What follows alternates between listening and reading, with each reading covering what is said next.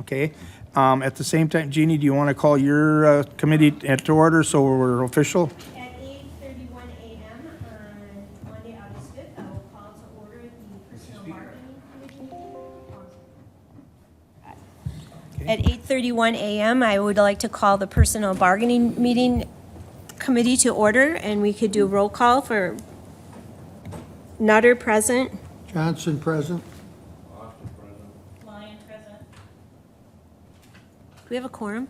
Yeah. Oh, yeah, we do. Okay, all right, sorry. Okay. Okay, and then from the exec finance, I believe we're all here. Yep, everybody's here. Okay. Okay, certification of the open meeting laws have been met. Verification by Don, okay. Adoption of the agenda. Motion second. I had a question in regard to the timing, but I had a conversation with Jeannie a couple of minutes ago. She's comfortable sitting through all our other stuff before we get to the joint part. So unless somebody else seriously objects, we'll call for a vote on the agenda as presented. Motion to approve. Okay, any more conversation? No. All in favor, say aye. Aye. Carried. Adoption of the previous meeting's minutes.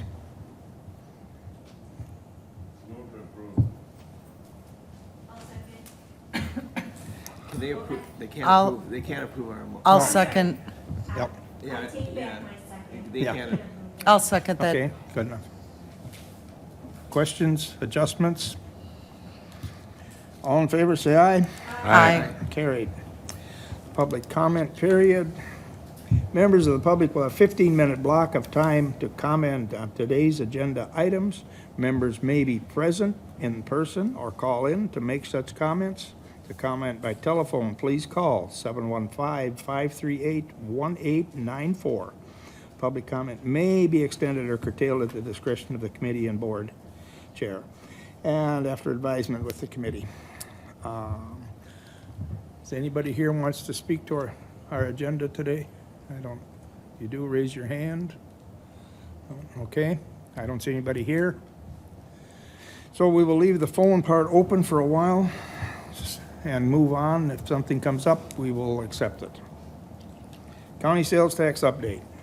Okay, our July payment was $225,668.47, which is up a bunch from last month, but overall, we're still a little bit behind last year.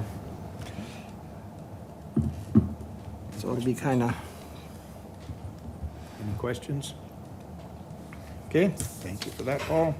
And the general fund and update. there's no, well, actually, there is a change, I gotta say that, because now after the audit, we have what our new unassigned fund is, 4.1 million. If you remember last year's was over 7 million starting out. We've had only 89,000 taken out, so we're at 3,052,911.94 right now. Any questions on that? Hearing none, thank you, Paul. Department reports and requests, and the first one is Lori with the Treasury. Good morning. Morning. You should have received my report with your agenda. All good news yet. I mean, the interest rates have stayed up, so the county's still getting about a little over 5% on our liquid investments. Otherwise, nothing else really to report on that end. If anyone has any questions on my report. Well, we're still receiving yet. Yeah, we're still getting mail, so I won't know that probably until, the end of this month. They seem to be good. I hate to do this, ask a question I don't know the answer to, but in regard to the sale of foreclosed properties, I don't see a specific separate item on here. Was that something we're going to discuss in closed session, or is that something for open discussion? Yeah, it's on the amended agenda. Well, they just got one printed out of your office this morning, and I don't see it. It's under my report. It's the next item. It's A1. Okay, well, It should be on the printed one I gave you. 8A1. I don't got no one.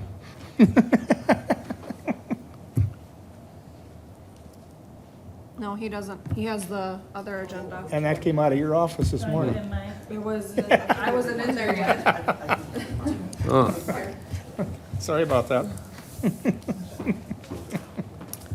So the reason I wanted to have that put on the agenda today is at the July 15th meeting, you approved to put the properties back out on bid at the same minimum bid amount that you had approved back in May. I'd like you to think about that again. Every time we put those properties out for sale, it costs us money. You know, I have to send letters out, I have to post it in the paper. So it costs us, you know, quite a bit of money to do that, and our time to do that. Usually what we had been doing in the past, when we put the properties out for bid for a second time, is the committee usually approved it to accept any and all bids. So that way we can, you know, take any bids and then get these properties sold and back on the tax roll. We do have one property in Galesville that we're paying to have the lawn mowed there, so that's costing us quite a bit of money. So I'd like to get them sold. And a lot of these are just road right-of-ways. I don't even think we probably will sell them, so, most of them most of them are that way, they're just Yeah. back, yeah, I think that's a good idea. And just either that or just offer it to adjoining landowner. well, we can't do that. We have to offer it to everyone. Okay, and I agree with your assessment. The only one I'd have, the lot in Galesville, is that something that potentially has more value than some of these other ones?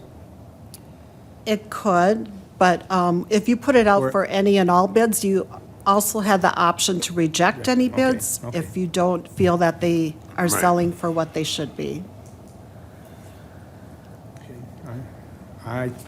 I'm in favor of taking your advice. I would say that, too. I'll make a motion.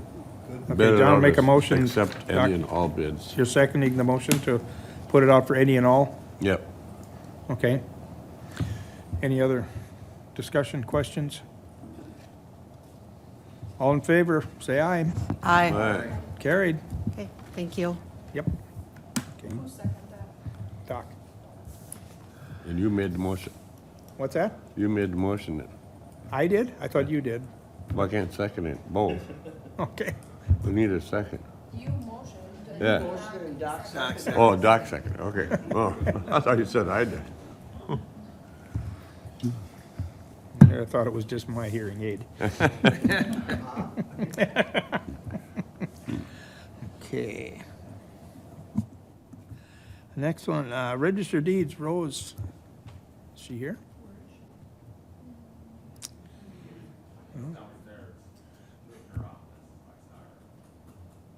No, just bypass it for right now. If she can come up, we'll put her in afterwards.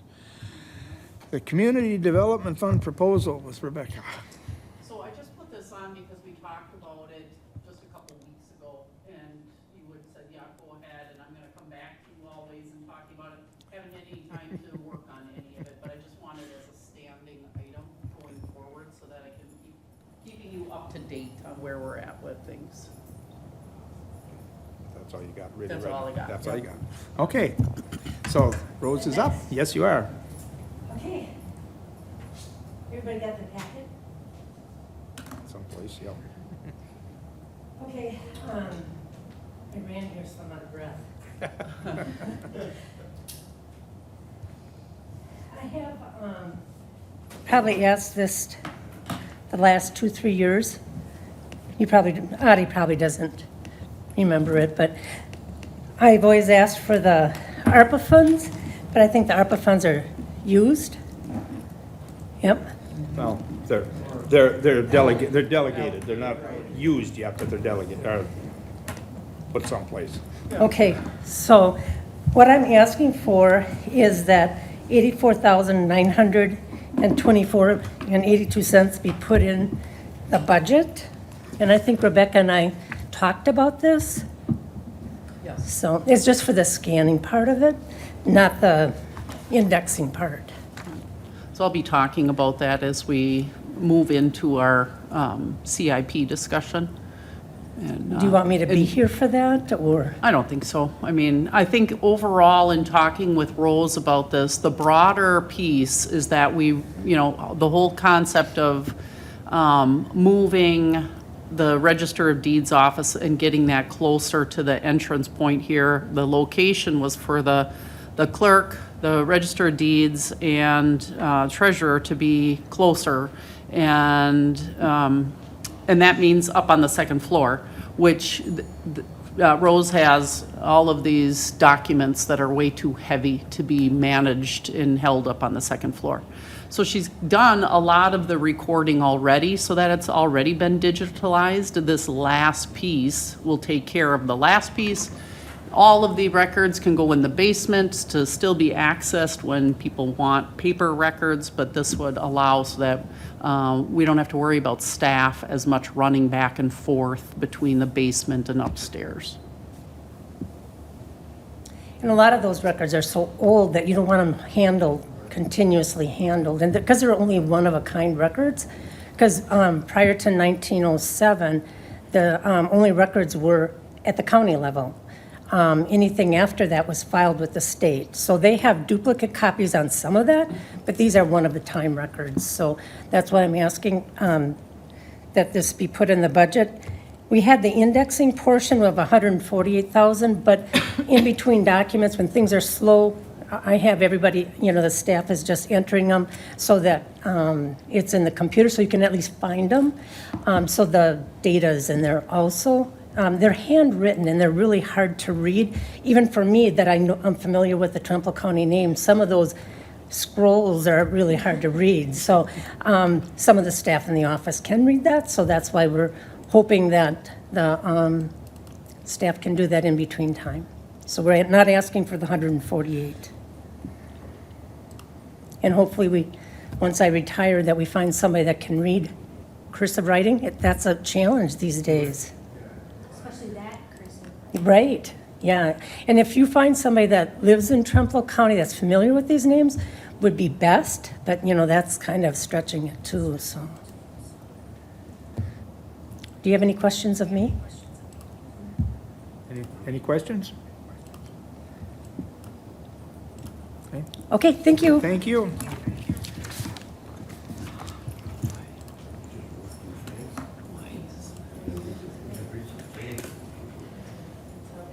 And Becky, you're working with these numbers and have made notes for when it comes to budget that you're going to Yes. attempt to work that in.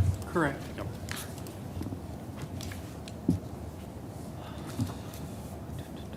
Next item is a joint meeting with Personnel Bargaining Committee. And item A is discussion action on the CIP, new personnel / classification forms. Okay, I have a quite lengthy discussion with you today. So this is what I want to share with you is what I've been working on with department heads over the last now couple of months in putting out requests for new position requests as well as reclassifications. And this is part of this new process that they come before your county administrator. I evaluate and go through all of that and have discussions with them, and then I look to see how we can build anything into the budget and how that'll be brought forward to you then in October. So I'm working to do that, and right now what I wanted to do then is just talk to you about that. So before we begin there, if I could have access, can I share my screen? Thank you.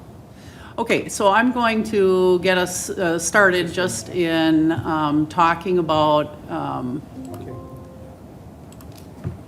acclimated again to some of the conversations we've had before, where we're talking about the demographic shift that's happening, working age population.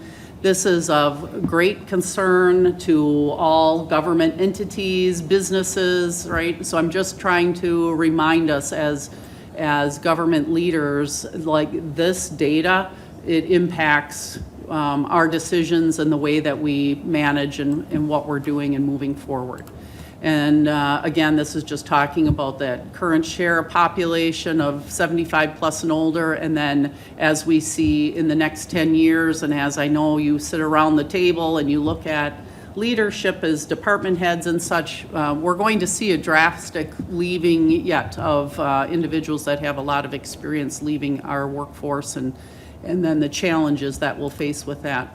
Here just shows another way of how we're looking at that growth in the aging population.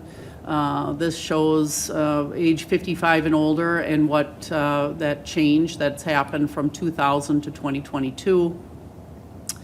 And then impact on rural areas, and thinking about this and how birth rates are lower even in rural areas.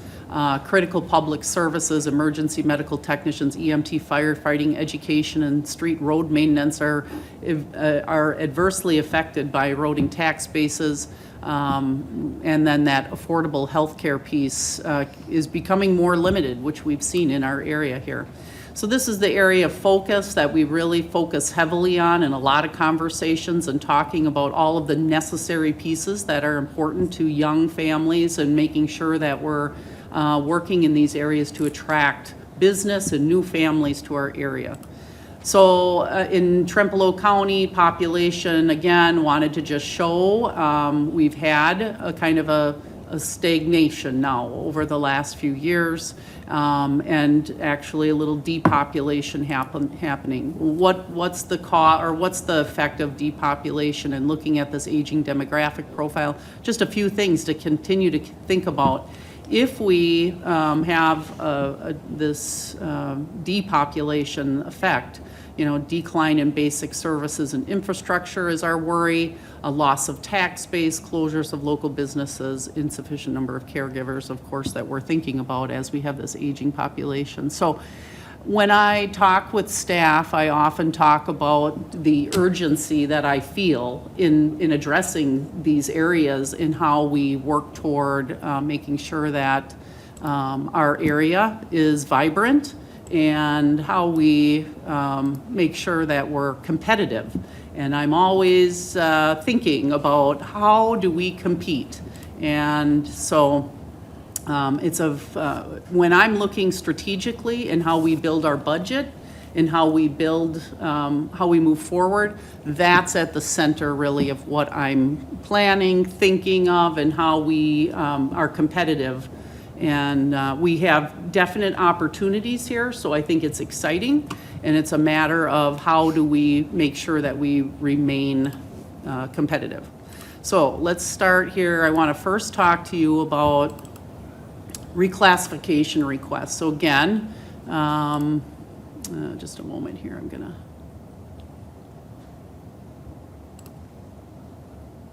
get that pulled up. So the reclassification effect, our request. So basically what I wanted to share with you, and what I have shared with department heads, is that my focus, at least, and depending on how the board feels as well, but I believe the focus should be on our existing staff, and that our priority is looking at wages and benefits and how we remain competitive, and making sure that we're taking care of the people that are here.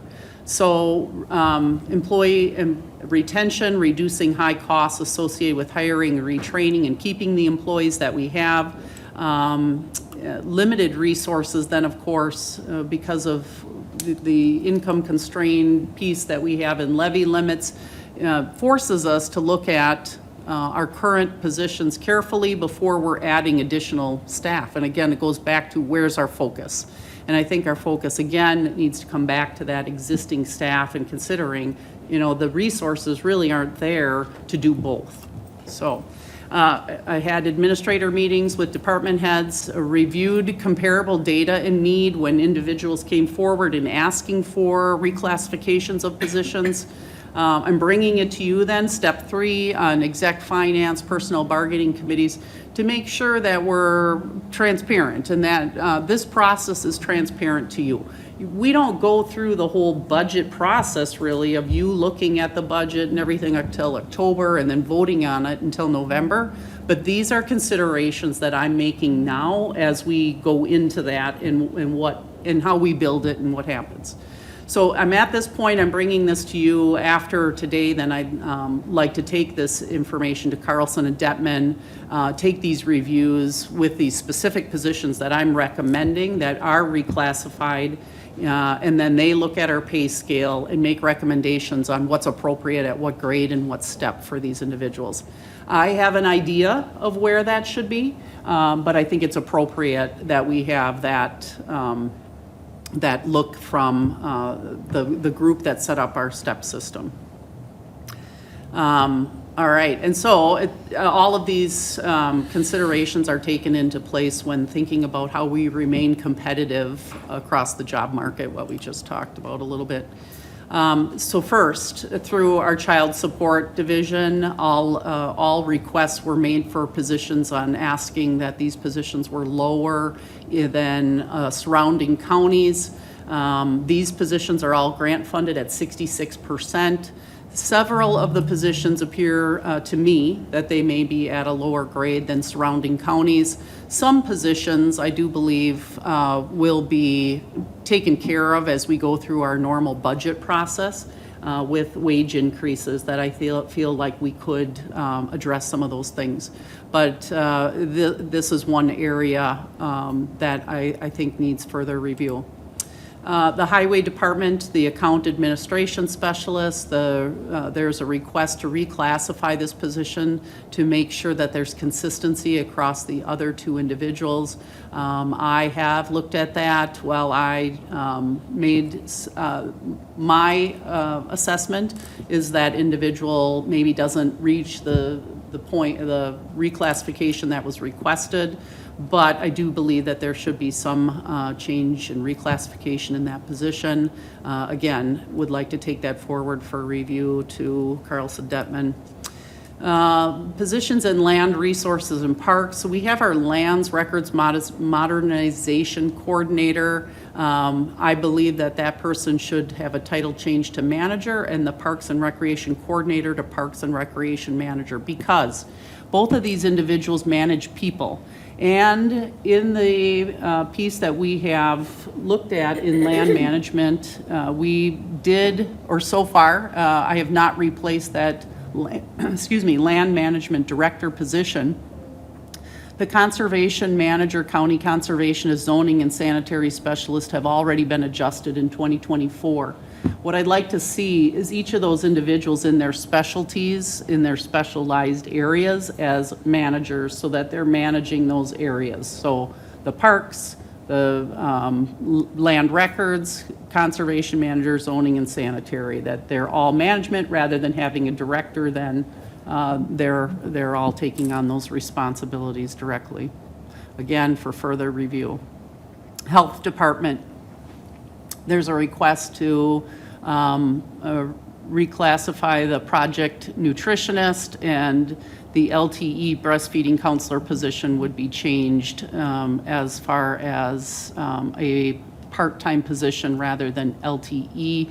Both of these positions are 100% grant funded and don't affect our operational costs, which then I'm more likely to agree to that and saying those should be taken forward for further review.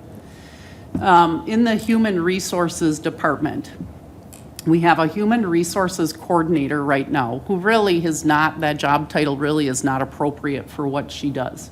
I'm proposing that she's changed to a manager title. This consideration is needed because of this position being two positions, as a human resources director and county administrator.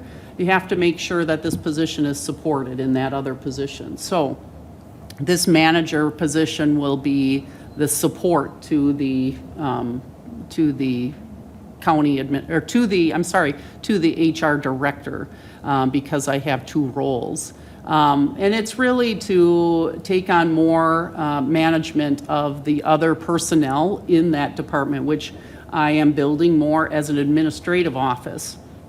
Amy Bergeson has been brought up through a financial piece, and then, we have economic development, parks kind of overseeing, and so the human resources manager would be helping manage all of those individuals so that the person in this role can make sure that they have enough time to always manage both. And in the human resources department as well, the human resource generalist. In 2025, again, I see that person taking on extra responsibility in safety and training as safety and training education piece with our staff. That role will be changing a bit, much more educational than what's happening right now with that position. Again, in the administration department, currently we have I brought Amy, as I had shared, from the fiscal office manager position with land management, Department of Parks, and I would like to have a job title change in fiscal manager, Office of Administration. She has taken on a number of other responsibilities in this position, overseeing insurance claims, creating budgeting tools for the budget process, helping analyze the ERP, HRIS systems process that we're looking at and bringing into Transform. Will also transition will also help us in that transition once we get to that point, and making sure that we're getting all of our data transferred. She currently processes all human resource invoices, balances work comp liability, tracks and monitors WRS logging files, and HR benefits. Backup is really where I had initially started that position, is because I really do believe we need an HR backup for all of the data entry that happens in HR. Then lastly, Corporation Counsel. After review, surrounding Corporation Counsel pay reveals a significant shortfall in our compensation for this position. This position is vital to the county, and finding qualified attorneys is challenging. It's one of those areas that's really difficult when you look at people that are specialized and have that extra education, and make those positions even harder to find. So I do feel that it's important that we have further review to establish competitive pay. But my initial look at that is that we are low in that area. So that brings us to, so my next step is that's information, and I just want you to know those things would be taken forward. And to Carlson Detman, they are pieces that need to be built into the budget if Carlson Detman does believe that there needs to be adjustments. Then I will be working to see how we can fit those changes in and how that happens. Yes? Who's Carlson Detman again? Carlson Detman, that's the, I'm sorry? What does that cost us to keep sending this? About $250 to $300 per request on those, yep. This is how many requests? I did not, I would estimate about 10, yeah, yeah, yeah. So, yes, that's correct. Then we move into, are there other questions about that piece? Okay, we move into new position request, and as I shared with you, I just wanted to refocus again in saying, what is our focus, right? On our staff and our current staff. And if we had unlimited amount of funds and we could add positions and give great wages and benefits and do both things, I think we would have a different conversation. But because we need to consider that we're competitive in the areas that I've already mentioned with you, where I think we're low on these 10 positions, and how we need to look at all of our staff here, I focus on our existing staff. This is up to you again as a board, whether you agree with that or not, but this is where I'm taking this. So again, administrator meetings held with department heads to talk about their requests. And then I had these discussions and talking about, what were the needs? Are there different ways to address the needs that are there? And what other funding sources could help us in some of these areas? And then again, bringing it to exec finance for review and talking about. And new position requests are not being recommended unless there are external funding sources or current employees can help fill the need. So that's where I'm at in my thinking, and I want you to be aware of that as I bring some of these things forward to you. So first off, in talking, the sheriff's office had requested a jail programming officer. This individual would be responsible for testing for recovery court, support for inmates, parenting classes, employment classes, reentry to workforce classes, community reentry services. I think it's a great idea. Jackson County has it. I like the position. My recommendation, though, is to work out of look for TAD funds. There may be some possibility that TAD funds are available to help pay this position, as well as the opioid settlement funds. I think that that's a great use of those funds right now, and it would give the opportunity to say, we have, let's say, if we had 4 or 5 years of settlement funds that we plan toward that, it would give a great opportunity to collect data and say, does it really work? And follow people and track people and say, if we put the money in, what's the return on investment and does it help? Does it help reduce recidivism? I'm not saying that right. But so I think rather than just saying we're going to throw some money at it and not knowing does it actually help, would be really beneficial to set up some really strong parameters around that position to make sure if in 3 or 4 years that the county wanted to support and felt like it was really showing benefits, that could be something as a part of the county budget building. But at this time, I am asking the sheriff to also look at the Wisconsin Department of Health Services, either through AODA block grant allocation or other grant programs, and speaking with Human Services, what other opportunities are available to pay for such a position. The maintenance request for custodian, I know that you have discussed this in the past. And understand the issues of the larger building that we've just added. Some considerations that I have in this position is we just added an on-call position recently, so that may help in some of the extra time that's given by our maintenance director, who I will say is justified in asking for this, right? I mean, he's definitely someone that has put in the extra time, and so I see that. But then, again, the on-call position I don't think has been in place long enough to really determine if that helps. As we move into construction next year, which I'm planning, that would take half of the building in various times that would not be being addressed. So I'm wondering if there's less time to manage part of that during that time, and I would recommend that we hire a project manager for the construction piece of that, so that Jeremy is not responsible for extra time management on that construction piece.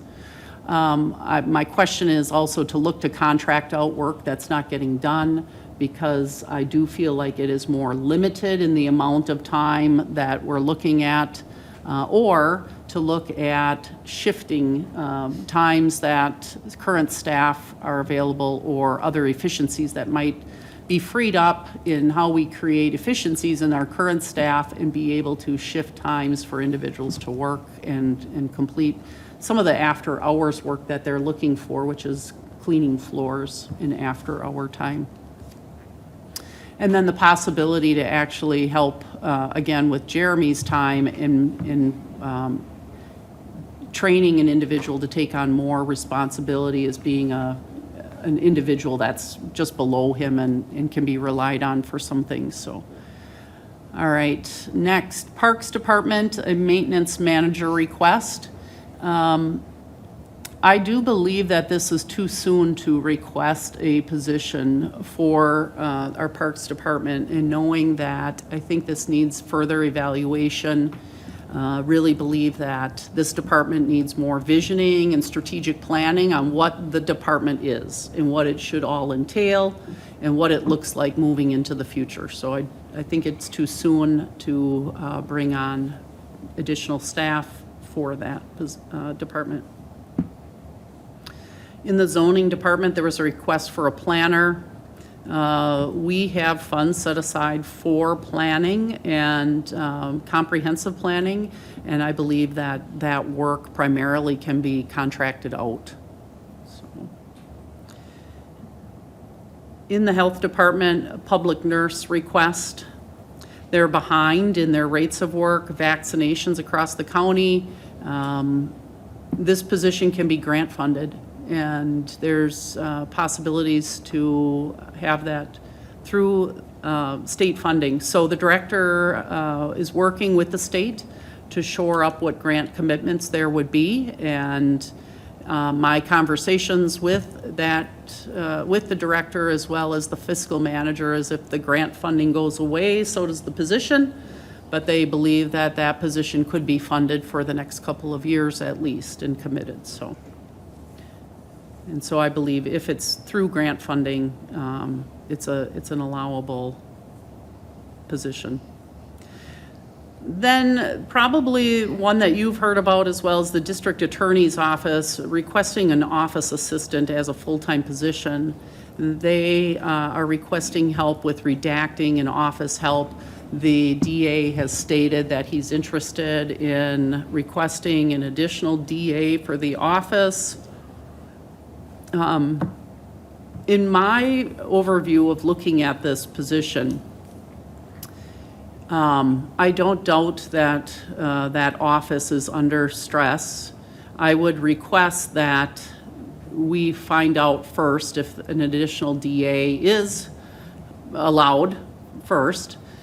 Second, I would like to propose looking again internally at a position where I feel we could use a half-time person in one area and then a half-time position to help in this department.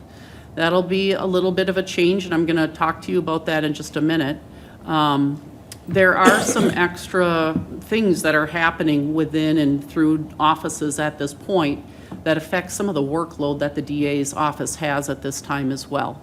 And I'm hoping that those things, or we're working through those things, so that hopeful that those things will be taken care of within the end of the year, and that some of that strain on that department will be addressed. But at this time, through other means, I would recommend that we look at how we would address a 50% help with things in their office that they're trying to manage. Before I start moving on to that conversation, do you have any questions about what I've shared with you so far, as far as position requests? Sounds like you've put a lot of time in this already. Yes. I have. It all seems to make sense to me, so let's Okay. move on. Move on. Okay, well, this next part are two different department conversations that become a little bit more challenging because I am going to challenge you. Because I am going to ask you to think differently. And sometimes I truly appreciate history, and I appreciate all the great things that have happened in Trempealeau County, and it's not that I don't. It's more thinking about, again, the data that was presented to you and how we need to be competitive and how we need to continually be reevaluating and rethinking how we're providing services and how we do that. So these are a little bit more outside the box. And so I'm bringing these to you to, again, provide transparency and that you can have conversations and you can ask. And again, we've got a long road to get to the budget in October and those things, but I'm bringing them to you now so that we can have discussions regarding these. So UW Extension reorganization, at this point in time, there's a horticulture education position that is open. And that position is a 1/3 time position through UW Extension. I would recommend that we eliminate that position. Secondly, there's a community development position that again is a 1/3 time position. I would recommend that we eliminate that position. I do believe that we have a community development and tourism individual that should be handling a lot of that work already and does handle that work already, as well as economic development that comes through your county administrator. Again, the horticulture position is empty and vacant. The community development is not, but that individual is also tenured through the university, so that individual would have opportunities through the university. The office coordinator position at UW Extension is where I'd like to take and change that person so that individual is 50% managed through UW Extension and 50% through the DA's office, where that's the shared position in helping. They're similar positions as far as title, I guess you would call it, in the two positions, but would offer some assistance for the DA's office and keep that position full-time. Yes, go ahead, Mayor. And the community development, is that tax levy money, or is that money coming from the state? Correct. This is the portion of tax levy. Yeah, the additional funding comes from the state to pay for but this is the part that's tax levy. So the total savings on that is $50,454. That's tax levy. We don't save anything on the 50-50 position. It's still going to be full-time, no change there. So then I'm going to, that addresses kind of all of our new position requests and how we're managing needs that we have in a different way, certainly, but also looking at how we can help departments that sometimes what happens is we end up cutting in areas a little bit too deep, right? And then we have extra coverage and things that change in other departments in responsibilities and such, that we might have extra coverage in other areas.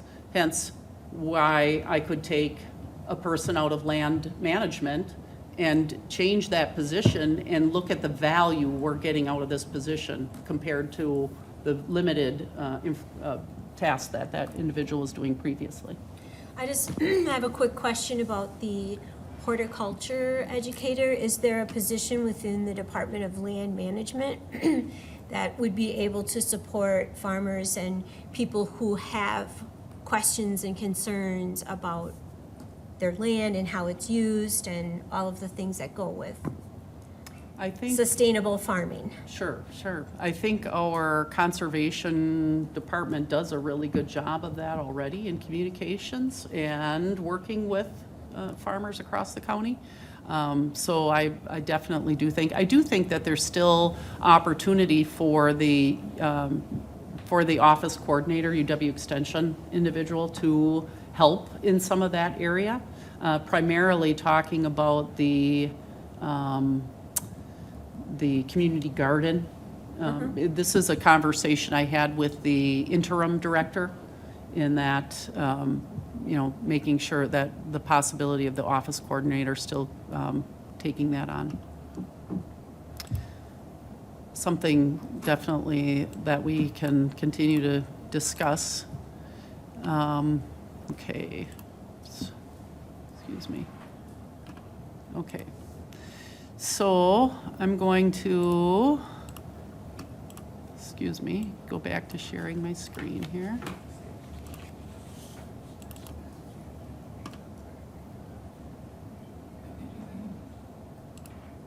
Oh, shoot, no.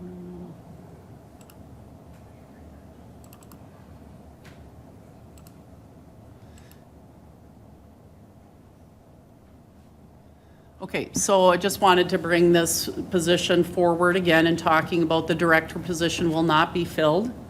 So I do feel that that department is handling the workload. I do like the positions as management heads in each of the areas. I hope you feel like that's being handled well. You know, when there are specific questions that come forward, I'm meeting with the groups, you know, and working through some things, but otherwise, I think overall that's going well. So, you know, taking that into consideration, that's a little over 100,000 savings there. The next area we move into is talking again about more visionary and strategic. And thinking again, I'm going to pull you back to that data again that I shared initially with you. Sorry. Excuse me for just Yep. a minute. I just noticed I forgot to officially close the public comments section. Oh, okay, thank you. So it's being closed now. Perfect. Perfect. We're going to go into the CIP right after I get done with this discussion part. And so, and then we have Brian joining us from Ellers, as well as Steve and Mike from Government Solutions. So I'll continue. Are there any other questions right at this moment? Okay. So again, I'm going to now move into a section of discussion that is a little bit more challenging, and it's talking more about being strategic and being visionary, and talking about how the best use of funds that we're using for the county, going back to the data. And when you talk about depopulation and how depopulation can be so, can impact, if you're looking at northern Wisconsin, further north than us, it has impacted communities greatly. And as far as school districts that have gone from 60 high school graduates a year, which is close to what Whitehall does, down to 10.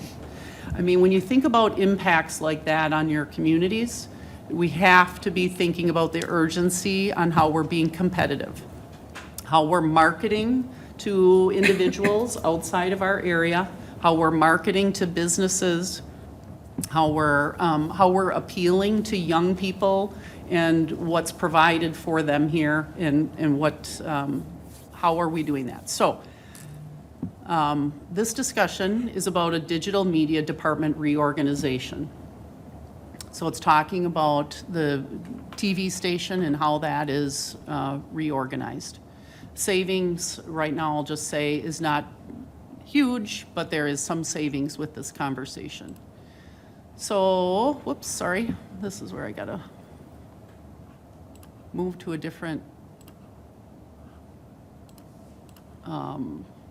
presentation here for you.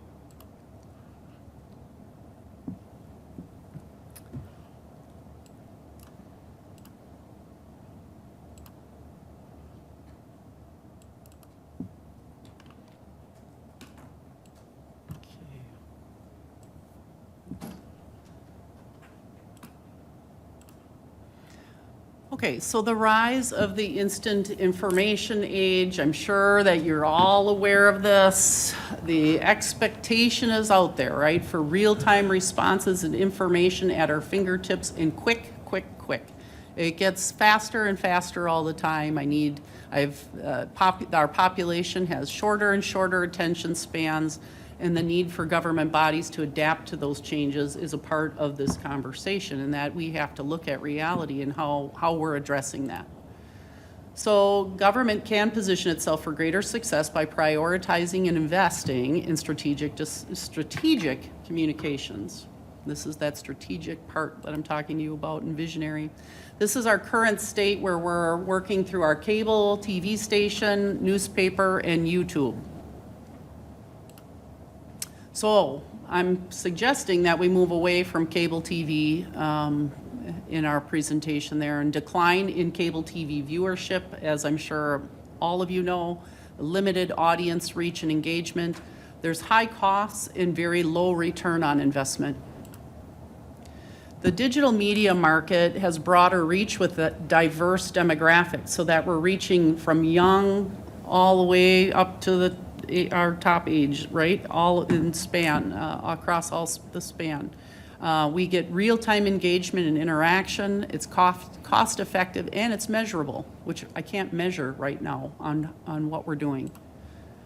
Benefits of digital media: increased transparency. We're providing real-time updates and information, improve public trust, engage directly with constituents, enhance responsiveness, address issues with questions promptly, greater accessibility, reaching a wider audience, including those younger demographics that we don't meet with cable TV.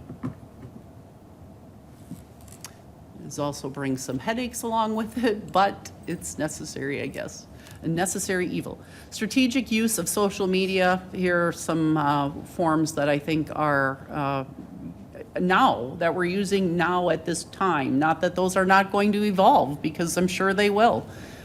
Things are moving very quickly in the digital technology field. So we don't know what our world will be like in 5 years, much less a couple years from now. So these are tools that we could use right now for engagement. And also, again, for building economic development and tourism opportunities. Campaigns to boost tourism and local economy, highlight community events and success stories. Also to leverage digital platforms to secure grants and funding, and then showcase what we're doing and be able to promote those things for further investment. Further investment from not only grants that are out there, but from people in the community that are interested in donating to good projects. So there are case studies and success stories. There's many examples of government bodies that are using digital media, and we can again determine outcomes and metrics to find out what really is the ROI, that we're making sure that we're investing this money and that it's giving us returns, not only in our communications about government, but also for our businesses and that we're supporting, that we need to be supporting, because they're critical to our county. So I'm requesting the required budget for digital tools and platforms and staffing changes for managing digital communications. Here we have the data that I can access anyway. Cable TV subscribers, I've shared this with a number of you when we've talked. In 2020, you can see there were 4,000 subscribers. We're down now to 3,100 approximately. So our population, 30,899 cable subscribers, then 3,127. We have 10% of our population that is subscribing to the cable channel. That doesn't mean everybody's watching the channel. In individuals that I've spoken with, it's been shared that they have cable, but they don't watch that station. So if we're talking about, we're at least missing 90% of our population, if not more, and probably more. The thing is that that's just, again, if you're looking back at that initial information that I shared with you, we aren't just talking about that we need to communicate with 30,000 people. We need to communicate outside of our region, outside of our state, and so that we are sharing with people what a great place this is to not only work, but live, raise a family, bring your business. So the current TV studio budget is $167. I'm proposing that we eliminate those two current media positions and create a new position, Public Relations and Communications Coordinator. This individual would work directly with department heads and the administrator putting information out, would have a presence in tourism, talent attraction, and emphasis on also that workforce piece and working with our businesses and growing our county. I have a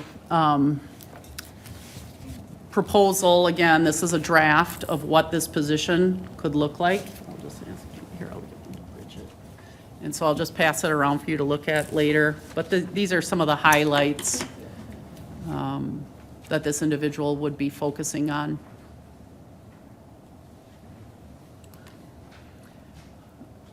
The proposed budget that I'm thinking would be, in researching a position such as this, in looking at wages and benefits, is somewhere between 90 and 110,000, and then planning for contract marketing through that budget as well. This is where I gave you the total savings, somewhere around 27 to 47,000.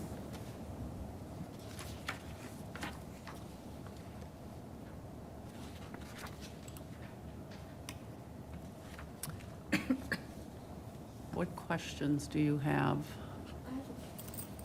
Yes. My only concern is that we don't have broadband across the county. So I just don't know how, like, you don't have good, I know a ton of people who don't have good access to broadband, so they depend on the libraries and whatever. So I'm just trying to figure out how a responsible, good digital program is going to reach everybody who lives in the county. And I should also know this, and I'm sorry I don't, but cable TV is not accessible to everyone in the county, correct? So there's a lot of people who can't even get our TV channel. I mean, I understand the move towards digital, but I also understand we have a huge group of people living in this county who don't have access to it, or can't use it, or, you know, need training on how to use it. There's even things I struggle with, and I think I'm pretty tech savvy, you know? So I'm thinking of a lot of people who aren't gonna be able to access information because they just don't have good Wi-Fi, they don't have the skills to do it. Yeah. LinkedIn, I've never been part of that, you know, so. It's an excellent question. And I think if, let me just move back down. You have an excellent answer? I do. Oh, good. I do. I think I do. In looking at this new position, that person would still be responsible for making sure that these, or that we have some type of system set up so that these meetings are recorded. And that's a lot of what happens through our cable station right now, our meetings. And so that would still happen. And so I have that on here as bullet point number 2, cable channel, meetings recorded and uploaded to cable TV station. That's still going to happen.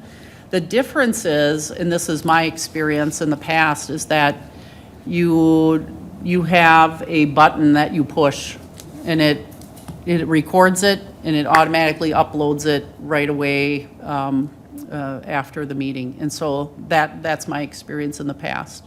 And so I do think that's valuable, and I do think that we still need to have those communications. You still have a really good coverage from your newspaper. We'd still have YouTube and that cable channel presence, but just in a different way. You wouldn't have zooming in on people. You wouldn't have someone sitting here doing that, but you don't need it. I know that other communities don't do that, and I have experience where we didn't do that. So they would be recorded and uploaded, would they be delivered live like we are now, or would that be gone too? We can do them live, yes. Okay. But you don't even broadcast them on YouTube then? No, wouldn't they can be- on the channel, it wouldn't be on the cable? No, they can be, Because not everybody has YouTube. correct. So if you want to say that you don't want to have it cable, because not everybody has cable, but how many people watch YouTube? Not everybody, and not a lot of people have it either, so you got the same scenario. Correct. The cable piece can be live as well, and broadcast right to cable, yep. This certainly would decrease access that the public may have. No. This certainly would decrease access that the public may have. It just presents it in a more professional sense. Might I use that word?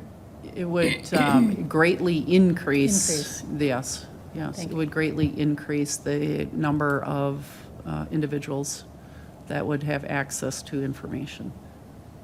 I'm curious, and I'm hoping that you did this, but do the 2 people working in the TV station, are they aware of this prior to learning about it today? They are not.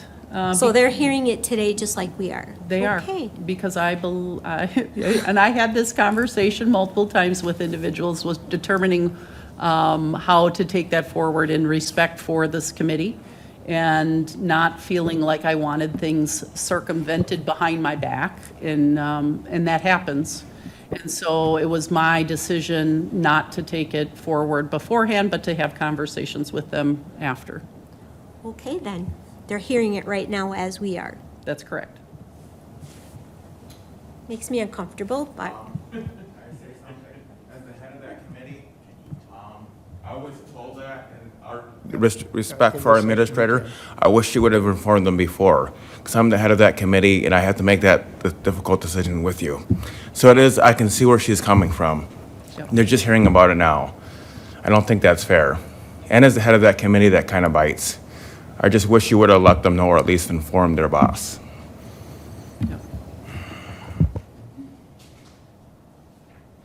I don't disagree. It was a decision going back and forth, and honestly, quite honestly, a time factor as well. But no, I don't disagree. Though, the positions themselves as well, they would have the opportunity, of course, to apply for the new position, or as well as receive excellent, employment record that we would definitely recommend them and look to help them in any way that we could. I understand both points being made. Don't disagree with them necessarily. I also understand Rebecca's point to keep it direct here rather than backdoor stuff. But at this point, this is your suggestion, recommendation. Nothing is set in stone yet. This could be adopted as fully presented or all That's thrown out correct. the door. That's correct. So it's all open yet. But as my point and Supervisor Nutter's, especially me as the head of the committee, would have been nice that they would have been informed. So I'm technically their boss too, so. Mr. Chair? Nope. I just want to make one observation that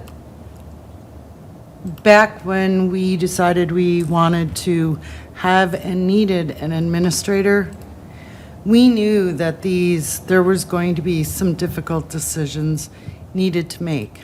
We needed somebody in the middle to see everything of where we were putting good money to use and where we weren't. And I think that's where the difficulty comes in. As unfortunate as it is, or I don't think learning of it in any way is good for anybody.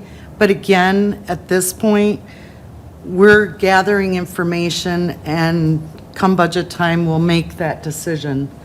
But I do also respect the fact that somebody's looking at every department in this county and trying to evaluate where our tax levy dollars are being best spent. So I do appreciate all the time that our administrator has put into this. Thank you. Go ahead, Jeannie. Mr. Chair, you pick. I saw Jeannie's hand first. Okay. I don't disagree with you, Supervisor Turner, but my concern, and everybody knows who knows me and been on this board, I really support our employees 100%.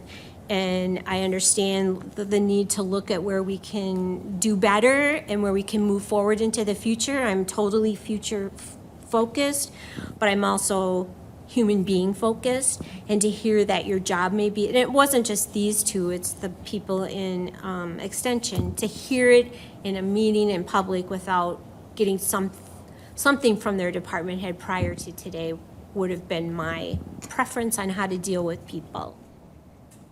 I agree. Okay, now, yes. I appreciate all the statements that have been made so far, and I respect Supervisor Turner's coverage of what was our purpose in getting a county administrator. And I think we have to think more professionally. I mean, I understand the personal aspect of things, and I appreciate that, having been a prior employee and department head of the county. There have been decisions made in the past, with my experience, that you can't cover all the bases. You can't cover all the personal needs with the administrative and professional needs. So I respect the time that Rebecca has put in this, and I support what she has said. Thank you.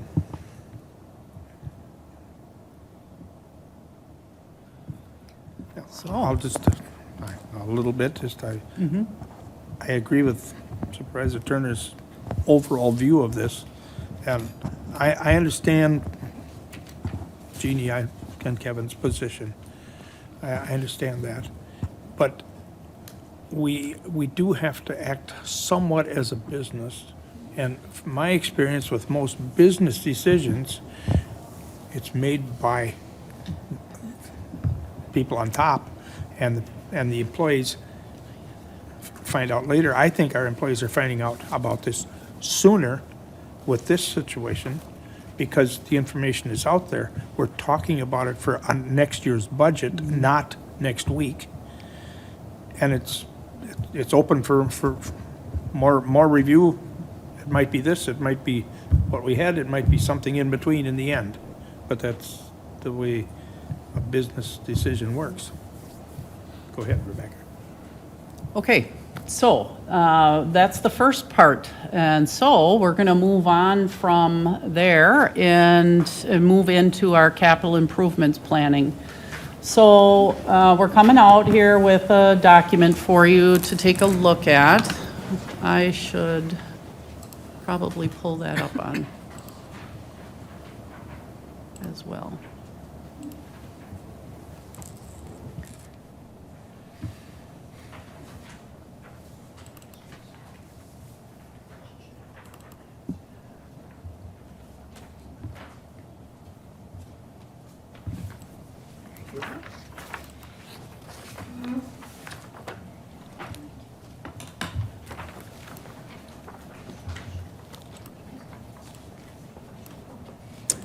Okay, I want you to look at this first document.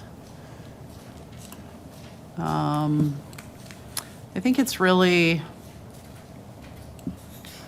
I'm really liking that we have this ability to, I'm sorry, I'm looking to share my screen again. To look at this 5-year outlook, which is really important for us to make plans, right, and make determinations as leaders. So if you're looking at, and just focusing on 2025, next year, and this is talking about all of our capital improvements needs, some of these needs are met through funding, through funds that are already available. For instance, all of the highway equipment is funded through a highway equipment fund. If you look down at the end of highway, it says 8.61 miles of road to repair with a cost of 5.3 some million, and that's looking at putting that in the bucket of long-term financing. So this is broken down to show all departments that have capital improvements that are coming forward in 2025, and then as you would look forward, you could look at the color coding and see what's in the subsequent years, so that we can start this discussion about long-term financing and how do we manage our assets. And really, all of these things are assets when we're talking about our roads, our IT, parks, things that, again, in that first conversation that we had and talking about how we are a county of choice for people to come live, work, and stay, and tourism, is looking at also where I've added in a Parks Economic Development section, which, again, is broad. Like we've talked about this other economic development piece that we set aside a little bit of money for. All of the rules around it will come forward to you in the future and how we determine and put that together. This is the same type of consideration as how that funding is of consideration for the future. So this is looking at as well, I think one of the broader things is if you look along the bottom line in long-term financing, on the bottom line, it goes across for those 5 years, and we're right around this $7 million mark all across the board. So this is going to be our discussion and how we could address these things through that $7 million mark going forward, and what that means to yourselves and the taxpayer and how that could happen. But also considering that this not only takes care of our assets, which is a responsibility that we also have, but also looks to plan for the future and how we build for the future and how we provide an incentive piece for development in the county and in the future. So I guess the one difference in that line item under Parks Economic Development that I'll point out is the building renovation piece. Right now, we have about $3.7 million set aside and committed. I will share a bad piece of news with you in saying that we were not chosen for funding through the appropriations funding. So that means, unfortunately, that we do not have extra funding for the child care center that was proposed, as well as renovations that would happen. So my hope is to continue the process of the building renovations like we had determined. I've identified an extra $1 million to set aside to make sure that we could actually do the project as needed. And I know that that's kind of where the total had come back in the past. I think we shoot for that lower amount, but I wanted to make sure that we did the project right. And so I'm just setting that aside, earmarking that for that project, knowing that the child care center piece does not get touched. That's an opportunity for the future. Those are continued conversations that I'm having with other funding sources and other ways that we could potentially improve that space. But it is an asset to the county in that it's on the end of the building that has outside access, that it could be changed to something as a public entity, a public use for the future. And so I would leave that in our planning and that's untouched at this point. So you have a lot thrown in front of you. I'm going to have this next diagram sent out to you here. It's just pie charts showing where the breakdown would be for financing of this this pot of long-term financing that we're talking about by department. And then we'll also pass out one other form that is just a numbers document instead of the colored columns. Everybody reads things different and better in one way or the other. So we have just a numbers document as well. If you're more, if that is something easier for you to read, this is coming out as well. So, yes. Question, Rebecca? Yes. So on some of these charts of the first handout you gave us, There's a couple of departments, namely the health and maintenance, where we only have really a couple years of capital outlay.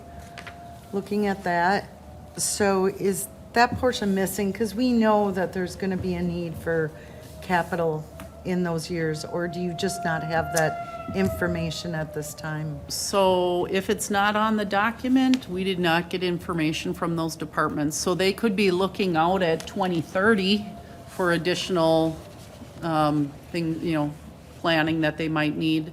But at this point, that's what we received. I will say, just to remind everyone, this is a working document, right? Because anything would be approved doesn't mean because we put it on paper for 26, 27, 28, it does not mean that it stays there. You're looking at 2025 and how, we address 2025. But I'm also, with our conversation with Ellers, want you to think about all that's out there and will be continued in 2030 and beyond. We know that we'll continue to have assets that are needed to take care of, especially with our roads. And so we're gonna make sure that we're thinking about at least how would we address these type of things over a longer period of time. So if I could hand it over to Brian, and let me stop sharing my screen. Hi, Brian. Good morning. Morning. Can you hear me okay? Yep. Great. Did you want me to share the deck? That would be great, thanks. All right, hang in there for just 1 second. I'm going to use the PDF version, otherwise it'll take up every screen I have, most likely. Sorry.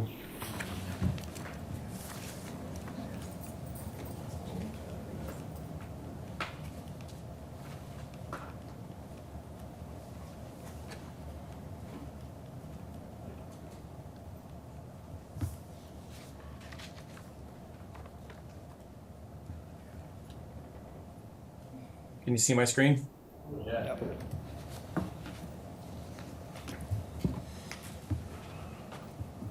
that look okay on your end, Rebecca?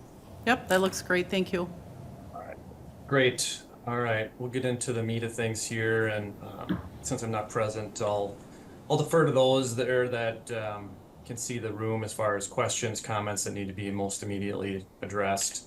In terms of talking about capital planning, I think it's important to focus on the fact that the CIP as it stands right now is preliminary in nature. Obviously, you'll be reviewing and deliberating on what that looks like over time. And so in the past, there have been a few occasions where we've run some longer term scenario analysis around capital financing and any associated debt that would fund those projects.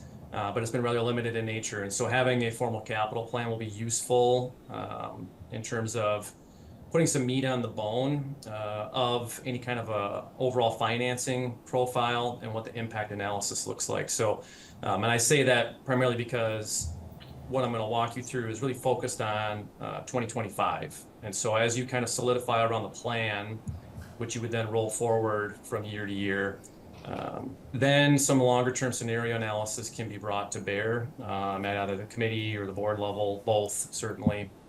And making some decisions in that regard will be useful. Otherwise, it ends up being a very difficult discussion and sometimes a circular conversation.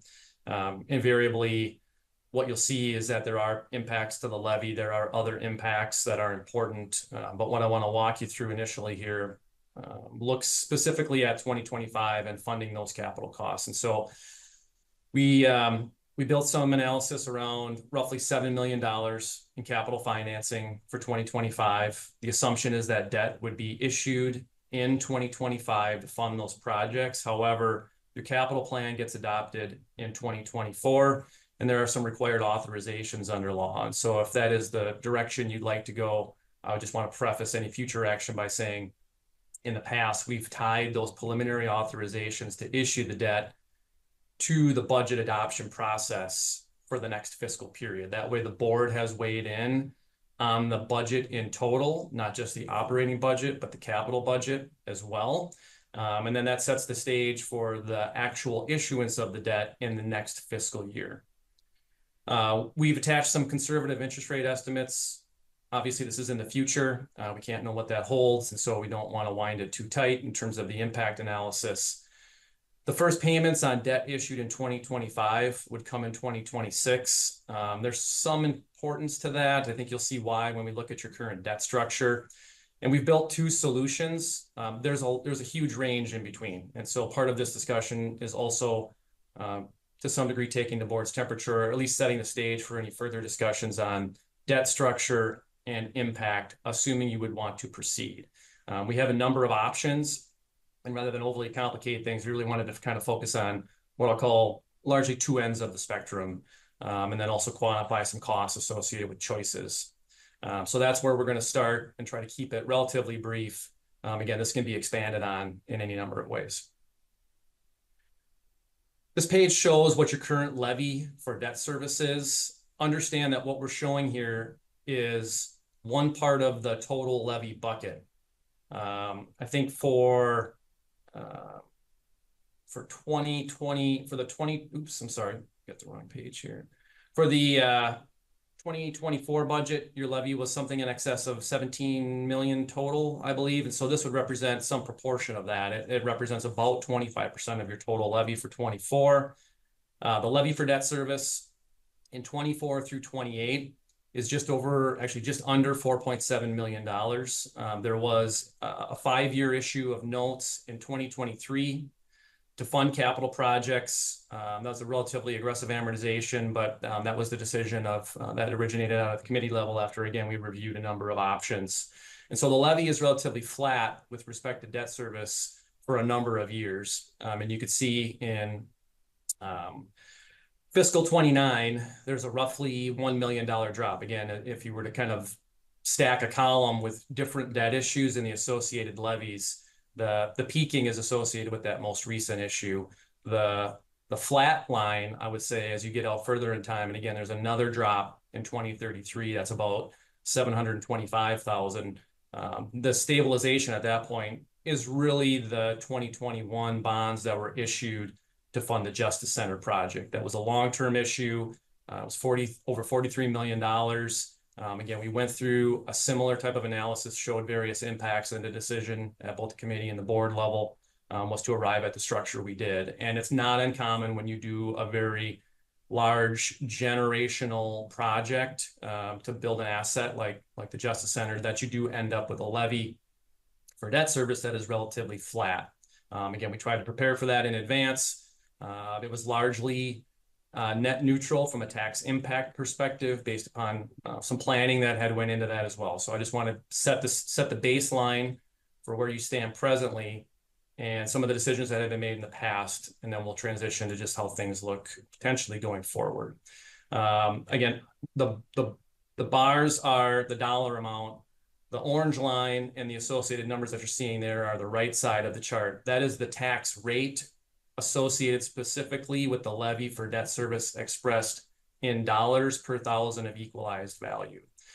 So in the case of a $100,000 property for 2024, they paid $14.80 of taxes that went specifically to pay debt service. The rest of the levy pays for your other capital costs and the operational expenses of the county. The only other distinction I'll make before moving on is, as you're having these discussions, and I'll reiterate again, the levy for debt service is unlimited by rate or amount. The rest of your levy is subject to the levy limitations under law. All right, so the next couple slides will look at the two options that we just discussed. The first one is simply taking the roughly $7 million and amortizing that in a fashion that results in level annual payments over 20 years. You do not have to issue the debt for 20 years, but that is the longest time period allowable under law for general obligation debt. So that's a place to start. I think it would be obvious that if you shorten the amortization period, the required annual payments would need to go up as a result of that. So figured this was a fine place to start without making assumptions about what preferences are for debt amortization. The projects that are being funded with the debt are relatively long-lived assets. In fact, county highways and the bridge projects have longer lives than 20 years, generally speaking, as long as they're maintained. So in any event, the annual payment requirements on that dollar amount are about $550,000 a year. Since the first payment comes in 26, that's where you would see the first potential increase in the levy associated with debt service. And that would result in a levy amount of just under $5.25 million. And on a tax rate basis, you'd go from $1.48 per thousand to $1.66 per thousand. Underlying all of this is the assumption that there is no change in the tax base of the county. And so again, we're trying to be conservative with the estimates, both the interest rate attached to the debt and then the value, the taxable value that you levy against. Now, historically, it's been pretty rare where there has been zero increase in the tax base. It does happen periodically, but it can also be unwise to really bank on future growth in the tax levy to mitigate any tax rate impact. The second scenario looks at the structure of your existing levy for debt service. And then we try to take advantage of some of these step downs that occur over time. You can get more or less aggressive than this, but we wanted to start here. I think I've stated this before to both the board and especially exec finance, but people have changed over time. When you go to the capital markets and issue securities, we have wide latitude to structure the debt service. This is not a consumer loan where you essentially go to the bank, you tell them you want to buy a car, you want to buy a house, you get your loan, and they tell you you're going to have the same monthly payment year in and year out until the debt is fully satisfied.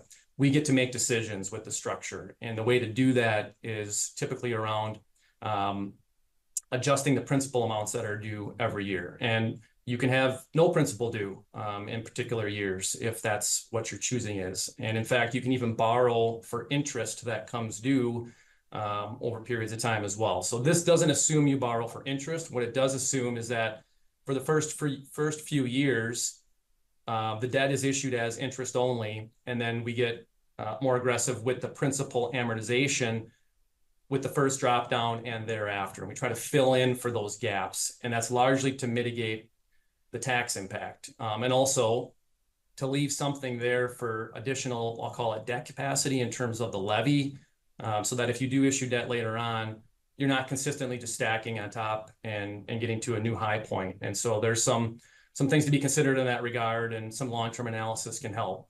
In this case, as I mentioned, the interest-only payments represent about $310,000 for the first few years. And then the payments increase to about $600,000 annually thereafter.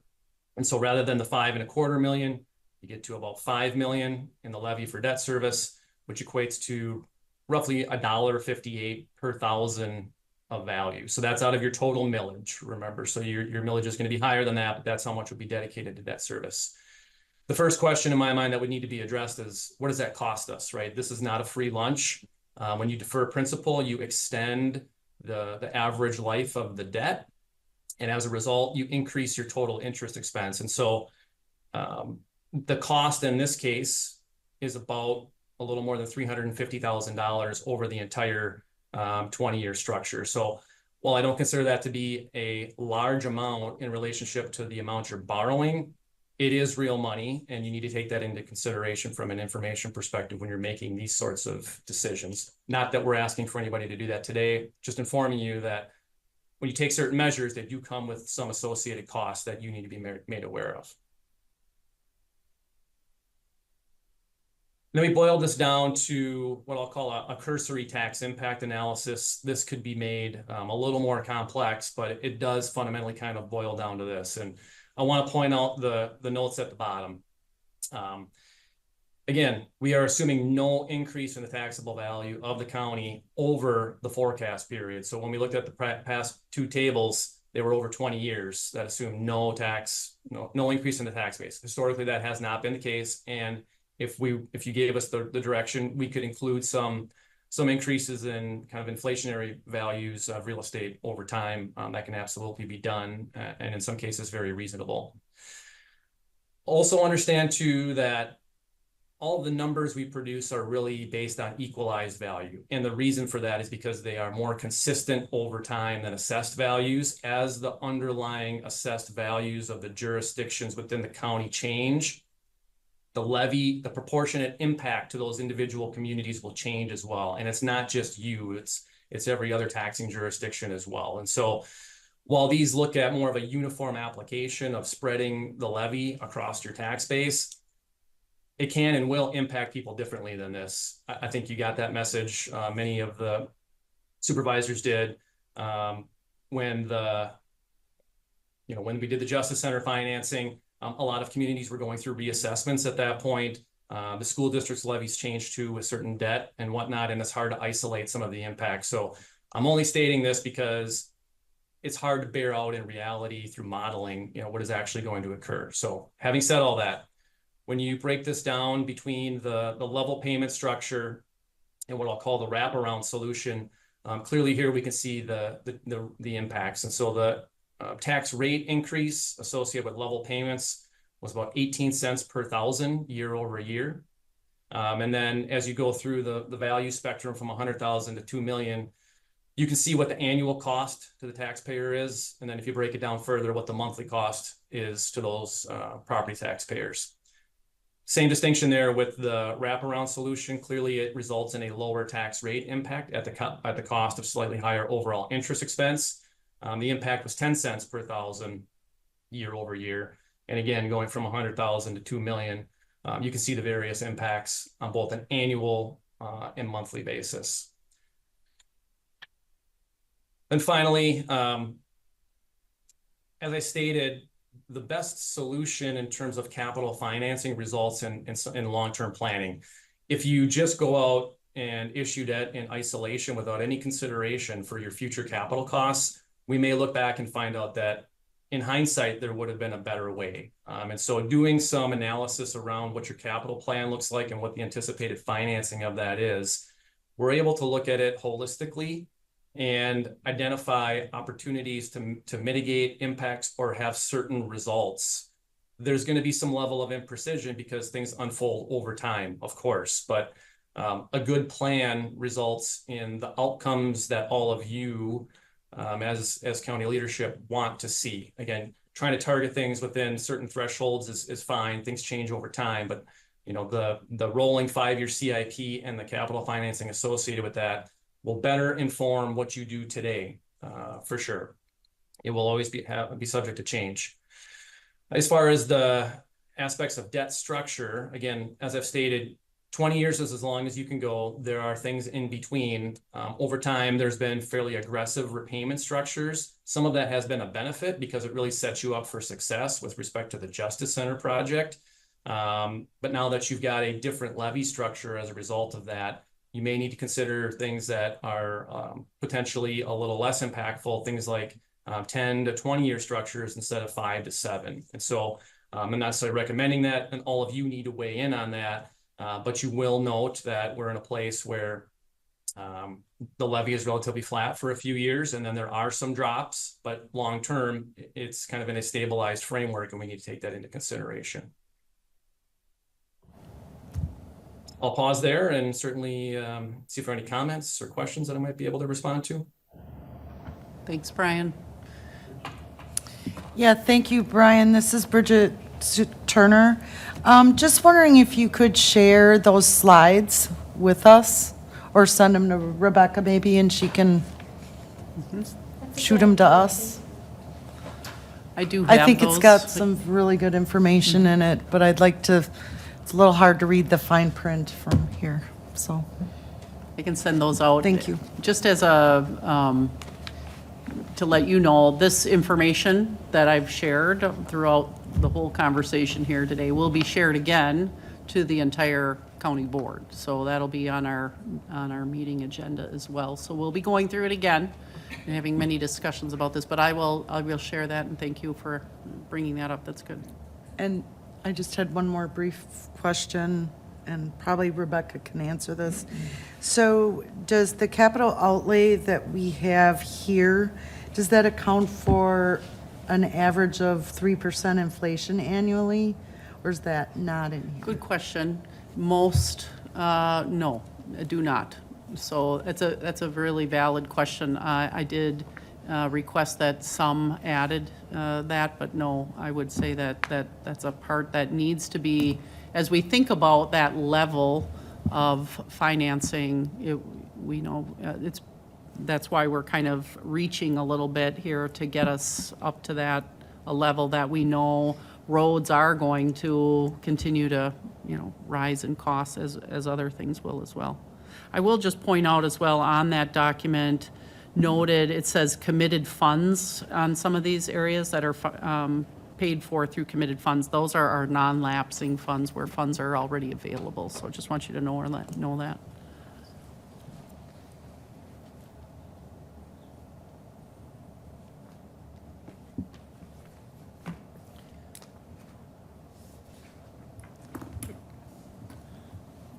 Any more questions? Doc? I have highway sitting right behind me here. Are we pretty much set that we would like to continue at the 8, 7, or approximately 8 miles every year? Is that kind of set in stone? I know you have to pre-forecast for. Neil, do you want to come up here and talk? We do have there's a lot going on with, Becky had me do a thing about Pacer. Okay. To show our roads, and I don't know if you've seen it all. So the Pacer rating, and then we broke it down in a different graph to show our 1s, 2s, 3s, and 4s, which are the worst categories. And 4s and under qualify for grant opportunities. Okay. So generally speaking, those are the roads that we need to fix and maintain. So in order to maintain, we have 296 miles. So in order to maintain a 30-year life expectancy, we should be at that 9.71, I think is the actual number, but we've talked 8 to about 10, that. if we can sit in that range, we should be able to maintain our roads to what we're hoping to get a 30-year life out of. Sometimes I feel that that's even a stretch for how things go, but that's kind of the average, what everybody's trying to, a goal is a 30-year life. So, yeah, I don't remember if that chart has each year listed in the miles. Yes, it does. Okay, yeah. Yeah, It's, each one's individually. 8.5, the 1 year, I think we hit 10 one year. You do, yes. And some of that depends on funding and how things work. Right. So, but that is the intention. The only thing would change there is the state decided they wanted to do more for highway. And they did that once, so maybe it's not coming again. Is that? Yep. So, yeah, but that is the intention of those. Okay. Those dollars are to fit those miles, and I think what you asked too is, all the way out to that 5th year from now, we went from about a $330,000 average of like our own to I used 440. So I increased the cost per mile quite a bit 5 years from now. Hoping that might be a little bit off, but the intention is to try and stay within what it should be when we get there. So, that's. Thank you. Yep. Thank you for that. And this, So the 7 million, back to you then, Becky, is, the 7 million is where you think we're.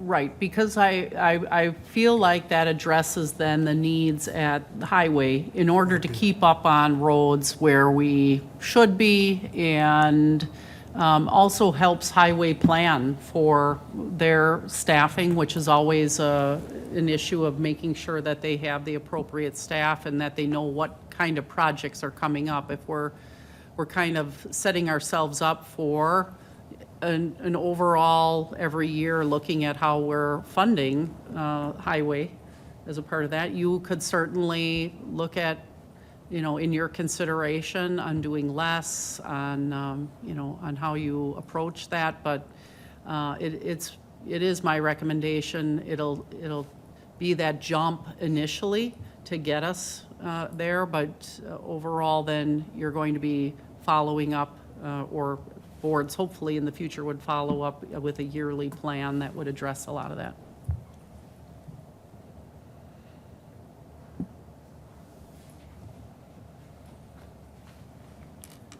Anything else from anybody? So that's all I have initially. I guess, again, just to make you aware, this is an initial share. For your information, again, just to put it out there as we start to develop our budget. Again, it'll come to the county board, so you'll hear it again. And please ask questions. Brian's available for us. Steve is available for us, of course. And, of course, if you have questions for me, if you'd have anything as well. This is the time where we want to be conversing and talking through this.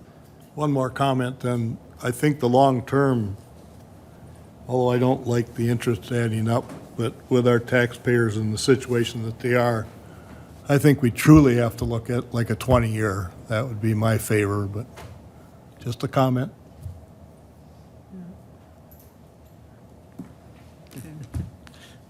I'm on the opposite end of that. No, that's good. Yes.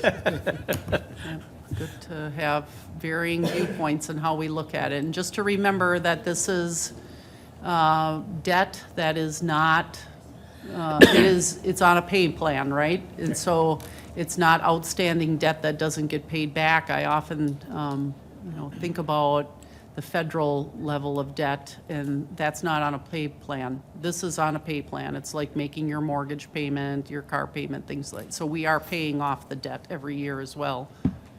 So. That's where I go with that pay off a comparable amount to what we're borrowing overall.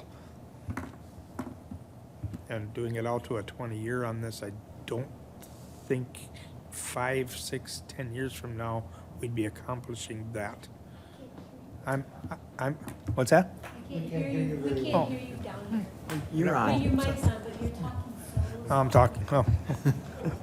That might be a good thing. I think those are good questions to continue to discuss as we right. go forward, and that we'll look for more guidance. I'm saying, I'm going, and this is off the top of my head with no calculation ahead of time, but, okay, we're talking 7 million per year.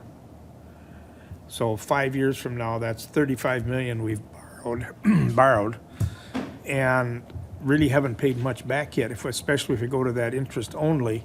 Where does that debt load become a problem adding up? Mm-hmm.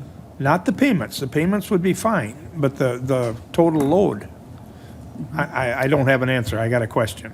Yeah, well, that's a great question, because we kind of touched on that a little bit with Brian as well. Brian, do you want to jump in there? Sure. Tell you, as you stand right now, no new debt. This year you're scheduled to pay down a little under $4.7 million. That jumps up to about $5 million a few years down the line, and as much as $5.25. So over the next 5 years, there's substantial debt retirement. But yes, if you were on a cadence of issuing more than that dollar amount, the net amount of debt would increase for sure. You're really in no danger, in my opinion, even with a relatively aggressive capital plan. I'm not sure you're in any danger from a borrowing capacity perspective. You are limited under law to 5% of your total equalized value.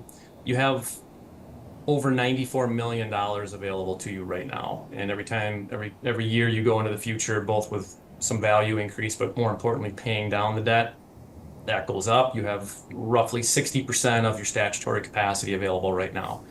I think importantly, when I think about this, I think about it from the management of the levy perspective and putting things in front of you to allow you the latitude to make decisions around that. It is important to understand how much of your total levy is dedicated specifically to debt service. That is a fixed cost, and you're going to pay it no matter what. So things like debt and pension contributions, the fixed costs in your budget are things that you really can't change going forward.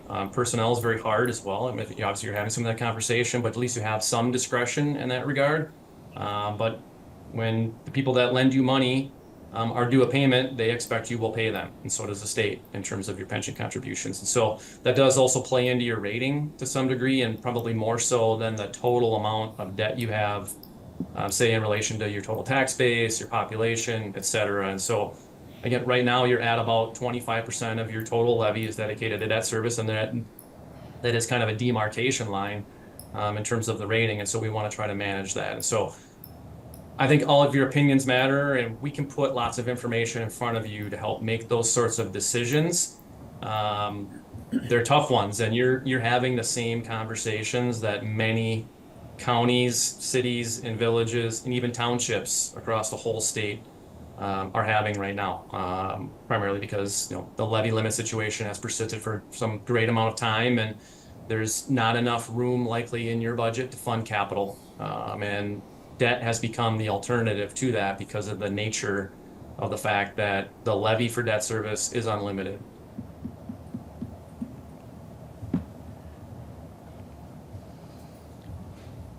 Anybody else?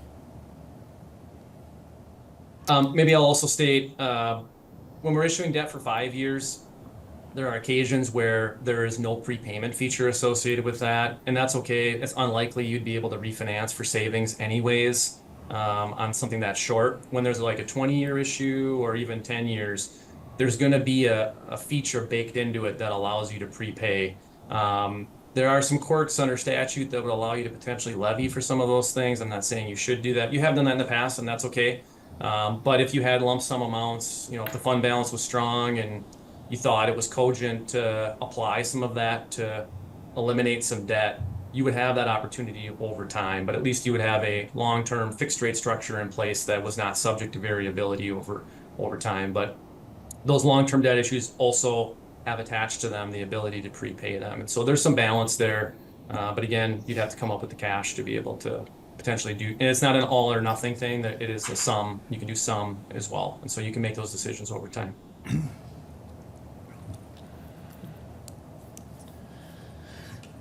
Anybody else? Thank you, Brian. Thanks. Yep, for thank you. your help. Thank you all.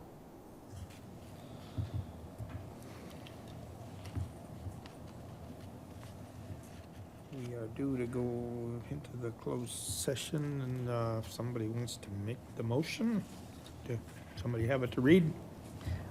I'll make a motion to go into closed session per Wisconsin statutes 19.85 per N 1 per N G to confer with legal counsel for the governmental body who is rendering oral or written advice concerning strategy to be adopted by the body with respect to litigation in which it is or is likely to become involved regarding disallowance of claim from Holzer Estate. I'll second. Okay, I'm not, Susan, is this closed session for both committees? Both committees can stay in. Can stay in? Yeah, But but do- it's just for exec finance. Yeah, so we need to remove her.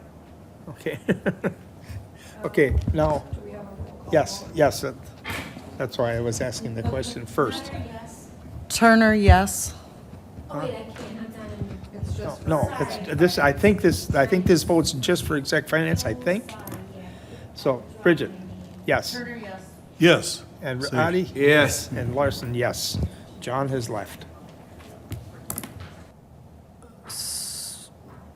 Okay. Mr. Chair, I'll make a recommendation and a motion to disallow notice of claim for the Holzer Estate and send to the full county board.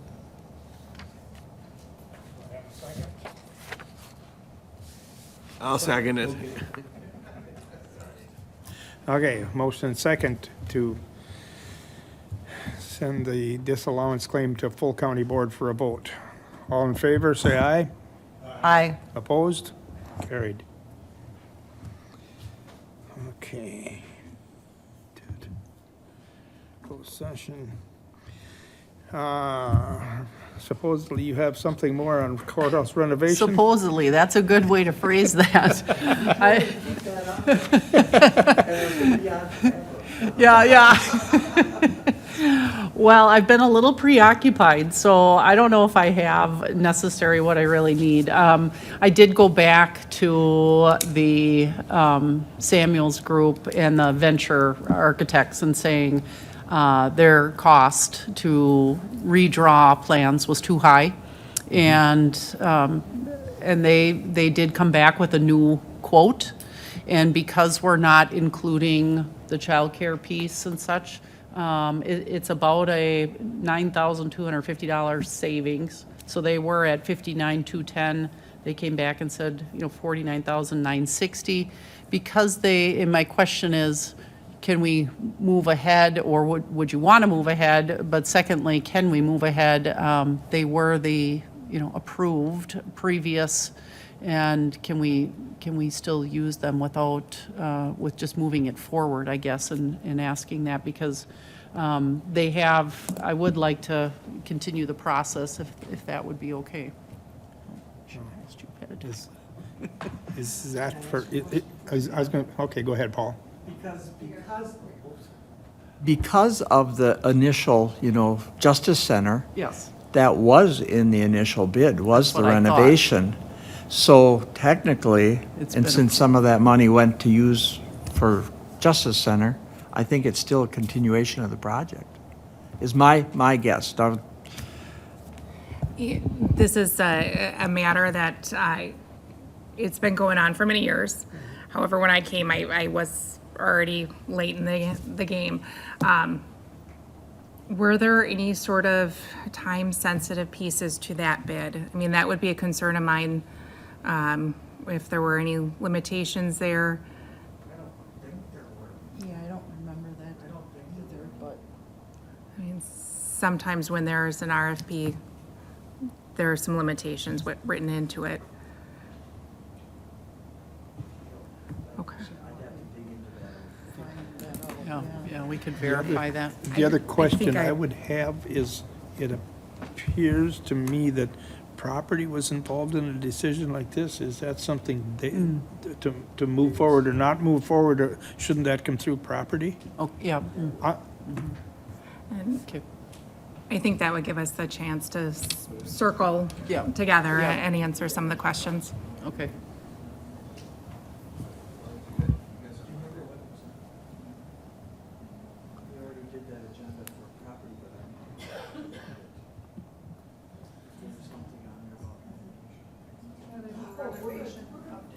Okay.